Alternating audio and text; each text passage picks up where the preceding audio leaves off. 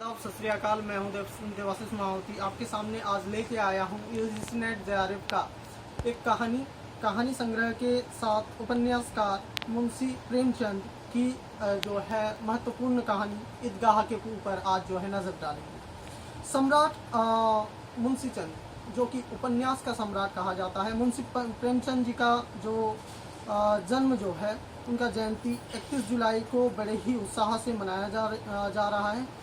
इस खास मौके पर उनकी कहानी ईदगाह पढ़कर अपनी यादों को ताज़ा करना या उनके कहानी हर समय हर क्षण हमारे मन में रहता है।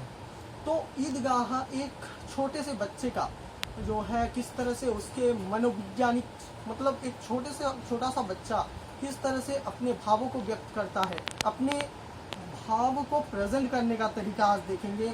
कहानी को पढ़ करके सुनेंगे और इसके अंदर से जो मर्म है उसको पहचानने की कोशिश करेंगे। तो आपके सामने मैं प्रेजेंट करना चाहता हूँ कहानी ईदगाह। सुनिए, रमजान के पूरे 30 रोज़ों के बाद ईद आया है। मतलब ये ईद का समय है और कितना मनोहर, कितना सुहावना प्रभात है। वृक्ष पर कुछ अजीब हरियाली है, खेतों में कुछ अजीब रौनक है और आसमान पर कुछ अजीब लालिमा है। आज का सूर्य देखो कितना प्यारा, कितना शीतल है, मानो संसार के ईद की बधाई दे रहा है। ये क्या है? ये आज ईद है। ईद के अंतर जो है पूरी तरीके से नेचर भी साथ दे रहा है। गांव में कितनी हलचल है, ईदगाह जाने की तैयारी हो रही है। सब बच्चे और सभी गांव के लोग ईद मनाने के लिए, ईदगाह जाने के लिए, जहाँ पे ईद मनाया जाता है उस जगह को ईदगाह कहा जाता है। गांव में कितनी हलचल है, ईदगाह जाने की तैयारी हो रही है। किसी के कुर्ते का बटन नहीं है, पड़ोस के घर से सुई तागा लाने को दौड़ रहा है। मतलब उस गांव में, मतलब गांव की पूरी तरीके से चित्रण जो मुंशी प्रेमचंद जी करते हैं। तो किसी के जूते के कड़े हो गए हैं, उनमें तेल डालने के लिए तेली के घर भागा जा रहा है। दौड़ दौड़ करके तेली के घर जा रहा है। जल्दी जल्दी बैलों को सानी पानी देते हैं। ईदगाह से लौटते लौटते दोपहर हो जाएगी तो बैलों को भी खाना दे करके जाएंगे। 3 कोस का पैदल रास्ता, फिर सैकड़ों आदमियों से मिलना, भेंट करना, दोपहर के पहले लौटना असंभव है। लड़के सब ज़्यादा प्रसन्न हैं। गांव में सब कोई प्रसन्न है, गांव में हर आदमी प्रसन्न है और ईद को मनाने के लिए उनका ईद जो है सबसे महत्वपूर्ण जो है त्योहार माना जाता है। किसी ने एक रोज़ा रखा है, वह भी दोपहर तक, किसी ने वह भी नहीं, लेकिन ईदगाह जाने की खुशी उनके हिस्से की चीज़ है जो बड़े बूढ़ों के लिए होंगी। इनके लिए तो ईद है। रोज़ ईद का नाम रटते थे, आज वह आया है। हम क्या करते हैं, जब किसी चीज़ बड़ा चीज़ होता है हमारे परिवार में या हमारे समाज में, तो उसको याद करते रहते हैं, लेकिन वो चीज़ जब आ जाता है उसका जो है खुशी दुगना हो जाता है। और आज वह आ गई, अब जल्दी पड़ी है कि लोग ईदगाह क्यों नहीं चलते। इन्हें गृहस्थी की चिंताओं से क्या प्रयोजन, सबे के लिए दूध और शक्कर घर में है या नहीं, इनकी बला से ये तो सबैया खाएंगे, मतलब सिवैया मतलब सिमैया, ये खाएंगे। वह क्या जाने कि अब्बा जान क्यों बदहवास चौधरी कामेली के घर दौड़ जा रहे हैं। उन्हें क्या खबर कि चौधरी आज आंखें बदल ले तो यह सारी ईद मुहर्रम में हो जाए। और उनकी अपनी जोबे में तो कुबेर का धन भरा हुआ है, बार बार जेब से अपना खजाना निकाल कर गिनते हैं और खुश होकर फिर रख लेते हैं। मतलब इनका जो एक गरीब परिवार का चित्रण हुआ है। एक गरीब परिवार के अंदर एक बच्चा क्या करता है, वो सिवैया खाने का जिद करता है। उनके घर में मिठास हो या ना हो, उसके घर में सिवैया हो या ना हो, ये उनको फर्क नहीं पड़ता, सिर्फ खाना ही खाना है। बच्चे क्या जाने। और सबसे ज़्यादा प्रसन्न है हमीद एक छोटा सा बच्चा है। हमीद यह 4-5 साल का गरीब सुतर दुबला पतला लड़का, जिनका पिता गत वर्ष हैजे की भेंट हो गया है। पिता मर गया है उस बालक का और माँ ना जाने क्यों पीली होती होती एक दिन मर गई। किसी को पता ना चला या क्या बीमारी है, उसके माँ को क्या बीमारी थी वो भी पता नहीं चला। कहती भी तो कौन सुनने वाला था। दिल पर जो बीतती थी वह दिल ही दिल ही में सहती, और जब ना सहा गया तो संसार से विदा हो गई। मतलब माँ का दर्द यहाँ पे बयान किया गया है।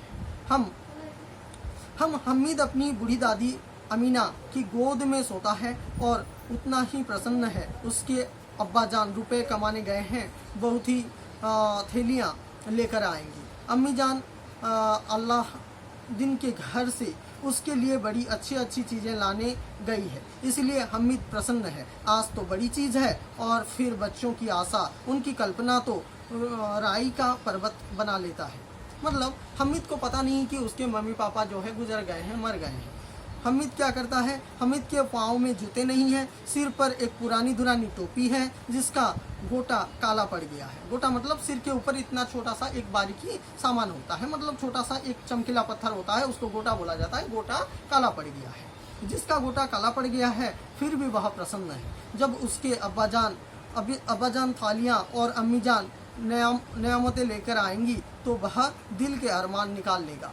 अब देखिएगा महमूद, मोहसिन, नूरे और शम्मी कहाँ से अपने पैसे निकालेंगे। मतलब हमीद के दोस्तों को जो है वो दिखाने की कोशिश करता है, लेकिन यहाँ पर क्या होता है आगे देखते हैं। अभागिनी अमीना अपनी कोठरी में बैठी रो रही है। अभागिनी अमीना मतलब हमीद का दादी क्या कर रही है, बैठ करके रो रही है। आज ईद का दिन और उसके घर में दाना नहीं। आज अब ईद होता तो क्या इसी तरह ईद आती और चली जाती। इस अंधकार और निराश में वह डूब जा रही है। किसने बुलाया था इस निगोड़ी ईद को। इस घर में उसका काम नहीं, लेकिन हमीद उसे किसी के मरने जीने से क्या मतलब।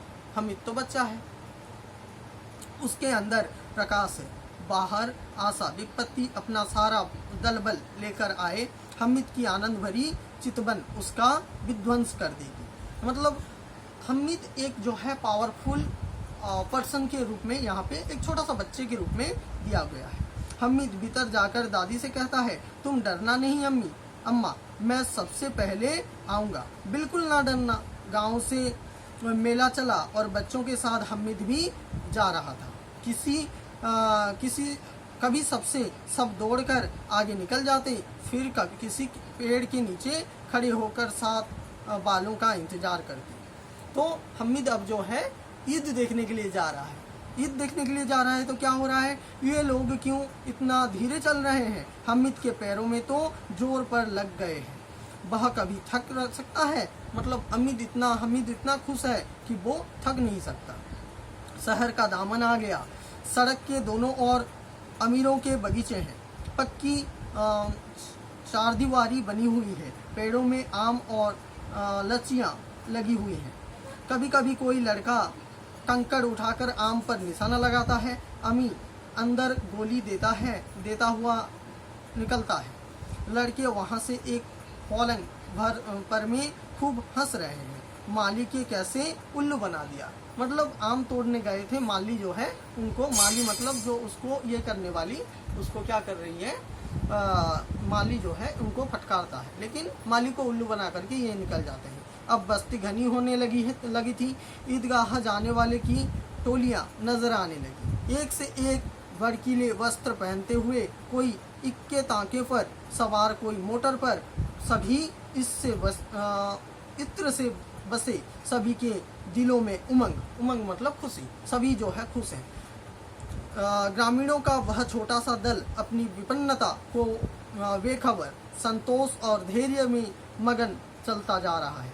बच्चों के लिए नगर की सभी चीज़ें अनोखी थी। मतलब बच्चे कभी नगर नहीं देखे थे, जिस चीज़ की ओर ताकते ही रह जाते, और पीछे से बार हॉर्न की आवाज़ होने पर भी ना चेतते। हमीद को मोटर के नीचे जाते जाते बचा।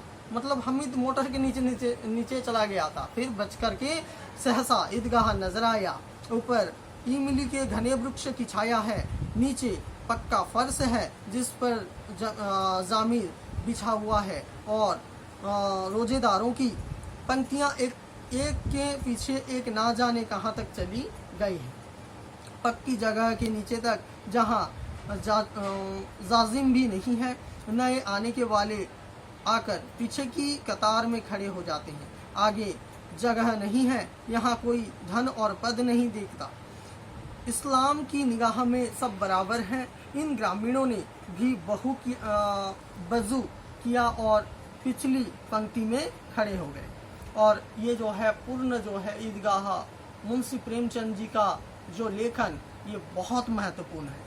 और कितना सुंदर संचालन है, कितनी सुंदर व्यवस्था। लाखों सिर एक साथ सजदे में झुक जाती, फिर सबके सब एक साथ खड़े हो जाते हैं, एक साथ झुकते हैं और एक साथ घुटनों के बल बैठ जाते हैं। कई बार यही क्रिया होती है जैसे बिजली की लाखें बत्तियां एक साथ प्रदीप्त हों और एक साथ बुझ जाते हैं, और यही क्रम चलता रहे। कितना अपूर्व दृश्य था, जिसकी सामूहिक क्रियाएं विस्तार और अंततः दृश्य को श्रद्धा, गर्व और आत्मानंद से भर देती थी। मानो भातृत्व का एक सूत्र ना इन समस्त आत्माओं के एक लड़ी में पिरोए हुए। नमाज खत्म हो गई है, लोग आपस में गले मिल रहे हैं, तब मिठाई और खिलौनों की दुकान पर धावा होता है। ग्रामीणों का वह दल इस विषय में बालकों से कम उत्साही होने नहीं है। यह देखो हिंडोला है, एक पैसा देकर जाओ, कभी आसमान पर जाते हुए मालूम होगा, कभी जमीन पर गिरते हुए चीखे हैं। लड़की के हाथ घोड़े ऊँट छोटे से लड़के हुए हैं। एक पैसा देकर बैठ जाओ और 25 चक्कर का मजा लो। महमूद और मोहसिन, नूर और सम्मी इन घोड़ों और झूठा पर बैठते हैं। हमीद दूर खड़ा है, तीन ही पैसे हैं तो उसके पास हैं। अपने कोष का 1/3 जरा सा चक्कर खाने के लिए वह नंदी दे सकता है। तो हमीद क्या करता है, ये बाकी उसके दोस्त जो है सभी तरह के खिलौने खरीदते हैं, मिठाई खाते हैं, बहुत सारे पकवान खाते हैं, घूमते हैं, झूले में बैठते हैं, लेकिन हमीद के पास 3 पैसा है। हमीद जो है इन सभी काम करना पसंद नहीं करता। हमीद क्या करता है, हमीद सभी को देख करके कोई भिस्ती खरीदता है, कोई अलग अलग चीज़ खरीदते हैं, कोई अलग खिलौना खरीदता है, लेकिन हमीद क्या करता है, हमीद एक जो है समझदार लड़का है। हमीद क्या करता है, लोहे की दुकान पर रुक जाता है। कई चिमटे रखे हुए थे, उसे ख्याल आया दादी के पास चिमटा नहीं है। तवे से रोटियां उतारती हैं तो हाथ जल जाता है। अगर वह चिमटा ले जाकर दादी को दे दे तो वह कितनी प्रसन्न होंगी, फिर उसकी उंगलियां कभी ना जलेंगी। घर में एक काम की चीज हो जाएगी। खिलौने से क्या फायदा, व्यर्थ में पैसे खराब होते हैं। उसने दुकानदार से पूछा, यह चिमटा कितने का है? यह चिमटा कितने का है? दुकानदार ने उसकी ओर देखा और कई उदासी साथ ना देखकर कहा, यह तुम्हारे काम का नहीं बच्चा, लेकिन बिकाऊ है कि नहीं? हमिद पूछता हुआ, ये बिकने वाला है कि नहीं, बिकाऊ है कि नहीं? बिकाऊ क्यों नहीं है और यहाँ क्यों लाए हैं? तो बताते क्यों नहीं कि पैसे का है? मतलब उसके बाद बोलता है 6 पैसे का है। हमीद का दिल बैठ जाता है। ठीक ठीक बताओ, ठीक ठीक 5 पैसे लगेंगे। लेना है तो लो, नहीं तो चलते बढ़ो। लेना है तो लो, नहीं तो आगे बढ़ो। इस तरह से बोलता है वो दुकान वाला। हमीद ने कलेजा मजबूत करके कहा, 3 पैसे लेंगे। ये कहता हुआ वह आगे बढ़ गया कि दुकानदार की खुड़कियाँ ना सुने, लेकिन दुकानदार ने खुड़कियाँ नहीं दी, बुलाकर चिमटा दे दिया। हमीद ने उसे इस तरह कंधे पर रखा मानो बंदूक है और शान से उकड़ता हुआ संगियों के पास गया। तो संगियों के पास जब चला जाता है हमीद जो है उनको बताता है कि मैं चिमटा खरीदा। चिमटा खरीदने से उसका दोस्त बोलते हैं, ये क्या लोहे का चीज़ है, खरीद करके ले आया। लेकिन इन सभी के चक्कर में क्या होता है, वो हमीद इतना चालाक था कि उसके दोस्तों को जो है इधर उधर की बातें कह करके फुसला लेता है। जब लास्ट में क्या होते हैं, वो हमीद जो है अपने दादी अमीना के पास जाती है। मतलब अब जो है ईदगाह ख़त्म हो जाता है, ईदगाह से अब जो है उसको घर की ओर जाना है।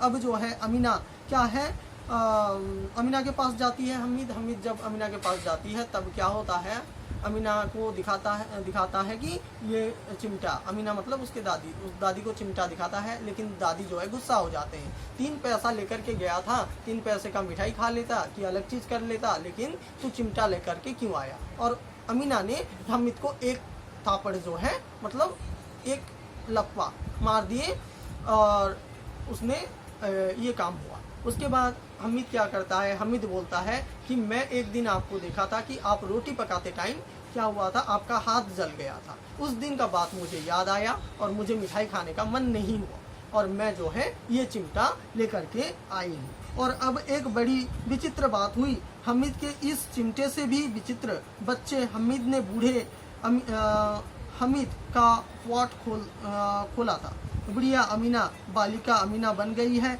वह रोने लगी, दामन फैलाकर हमीद को दुआएं देती जाती थी और आंसू की बड़ी बड़ी बूंदें गिराती जाती थी। हमीद इसका हृदय क्या समझता।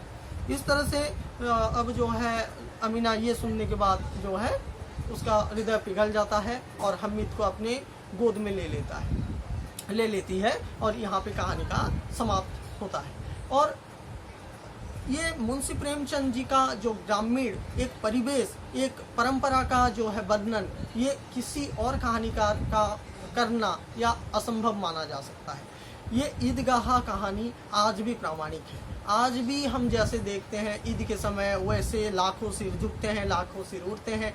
जैसे उन्होंने देखा उसी तरीके से वर्णन कर दिया। कहानी को सुनने के लिए या पढ़ने के लिए जो खुशी हमारे अंदर आता है वो जो हिंदी साहित्य जगत के अंदर हिंदी लिटरेचर पढ़ने वाला व्यक्ति ही जान सकता है। तो ये यूजीसी नेट जेआरएफ के कहानी के अंदर हमारे जो करिकुलम है, सिलेबस है, उसके अंदर भी लगा हुआ है। आपको अगर ये कहानी पसंद आता है तो ये वीडियो को आगे की ओर संप्रेषित करें और पास में आने वाले घंटी के बटन को दबाएं। लाइक शेयर सब्सक्राइब करें। इस कहानी को सुनने के लिए तहे दिल से आपका शुक्रिया। नमस्ते।